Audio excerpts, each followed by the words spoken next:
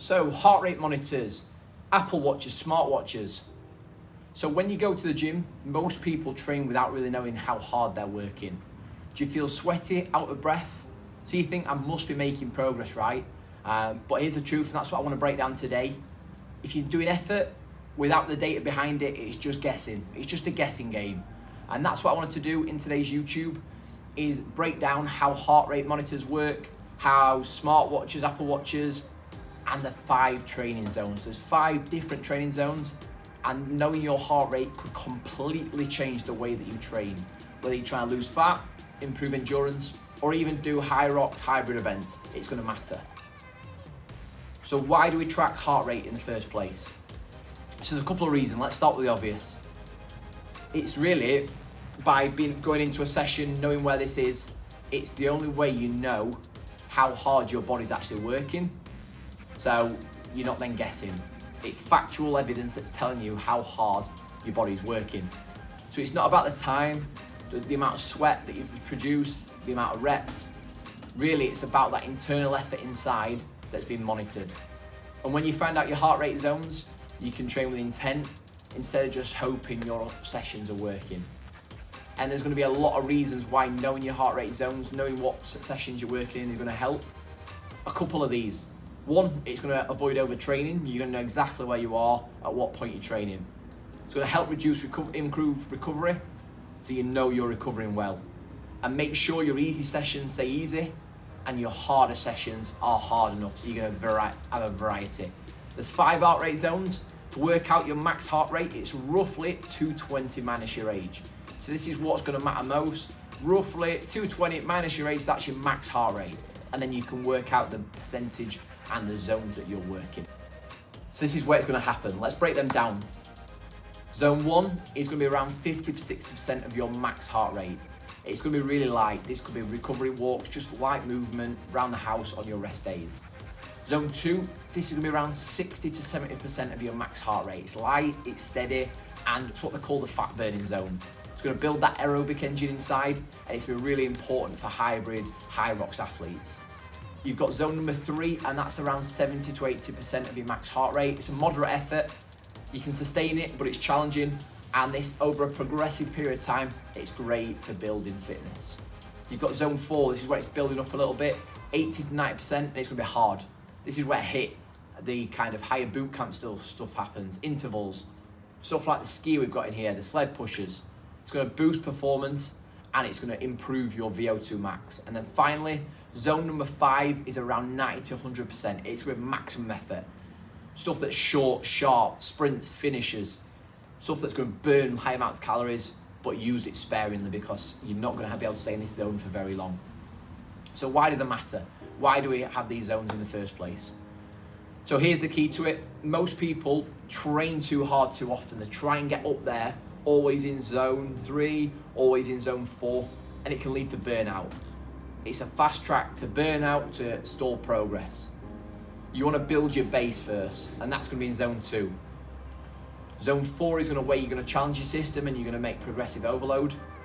And then zone 1 and 3, zone 1 is going to help with recovery, zone 3 is going to help with balance. You've got different recovery zones, and they all serve a different purpose. You don't need to smash yourself in zone 4 and 5 every day. You need to train with purpose and intention. We've got a screen in the gym, and what you see on the screen is what you'll see here. So at JDD Fitness Centre, if you've ever seen all the other stories, your name pop up on the screen during your class, that's your tile. So if you've got a heart rate monitor, you've got a wearable, that's yours. You can put your name, we've got the app that tracks it. And what this is going to show is several pieces of metrics that you can see, but also the instructors can see. It's going to show a range of things on there. It's going to show your live heart rate, so how many beats your heart is going, your percentage zone, so what zone you're currently in, how many calories you've burned, and the points you've earned for each time you spent in that zone. So the higher you are in that zone in the effort, the more points you collect. So you're going to build a score across a month. What that's going to mean is you're working smarter, staying accountable, because you can see how hard you're working, but you're working smarter towards your goal. So why does having that in the class help you? There's a couple of reasons why that might happen. It means you can push when you need to. You can bring that heart rate down when you need to recover. And you can pace yourself with intent. It's not about competing with other people in the gym. It's about tracking your own effort, improving over time, and training in the zone you want to. So, common question, which one should I use? Let's talk about the tools. We've got heart rate monitors, and we've got smartwatches, Garmin's, Whoop bands, Samsung watches. These are kind of the main two. So there is two main types of heart rate monitors. You've got the chest strap one that goes around the chest. This is a MyZone one, but you can get Garmin, you can get Polar, you can get a range of different things. And these will go around under the chest there. They're generally the most accurate and the best if you really want to track your heart rate. You've also got the wrist devices, you've got Fitbits, you've got Apple Watches, the stuff that are easy to wear. They're good for casual training, but they're less accurate. All right, so if you want some serious kind of zone-based work, hybrid, I definitely recommend buying a chest strap. But if you just want general awareness, go with a wrist track. It's absolutely fine. So when you collect this data, what do you do with it? So it's all right being able to collect all this data, but the important bit, what should you actually do when you've collected this data? So there's several things that you can do. You can use this data to be able to pace your intervals. So if you're doing sessions over a longer period of time, you're not attacking it too quickly. You can structure your cardio, whether you're going in zone 2 to build the engine, going a little bit higher. You can track recovery. Is the heart rate going down? But you can personalize group training without guessing. So my own training hybrid, I use zone 2 longer runs to build engine. Zone 4 if I'm doing a high rock simulation for harder intervals. And I track resting heart rate variability, knowing when to deload, when to back up, and then attack when I need to. And this is how I coach too, because it works. I know exactly when clients need to calm down, they need to take rest because they're going to lead to burnout, and when there's room to push more.